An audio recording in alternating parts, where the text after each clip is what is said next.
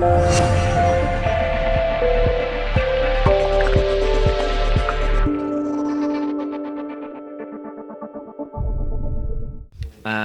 had my Balkans director here last week, and it was quite interesting that nearly all the party political leaders said, we understand why the international community is saying that this time you've got to solve this problem, and we accept that, and we have moved beyond the point of declaring independence, we've moved beyond the stage of supervised independence.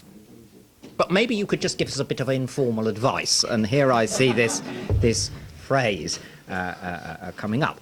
I mean, actually, we can give you some very formal advice, because I think if Kosovo is to move down its EU path, and the next stage is signature of the Stabilisation and Association Agreement, I think all the politicians here need to think about how the political stasis, if you like, the political logjam here looks to people in Brussels, particularly the people who don't come from countries like the Netherlands and the UK, or dare I say Germany.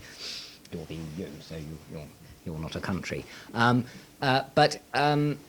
You know, you've got to think about how it looks to countries that are not as well disposed towards Kosovo as perhaps the three national states sort of represented here are.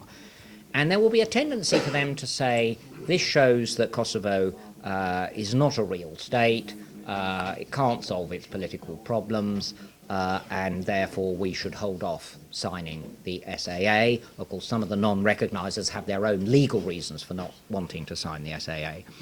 They will also say, but of course we shouldn't hold up Serbia's path, because Serbia cannot be held responsible for the problems of the Kosovo politicians. And so there will be an unfortunate divergence of the paths of Serbia on the one hand and Kosovo on the other as they move towards the EU. I mean, we're not in favour of strict parallelism. In fact, we've stood out against it.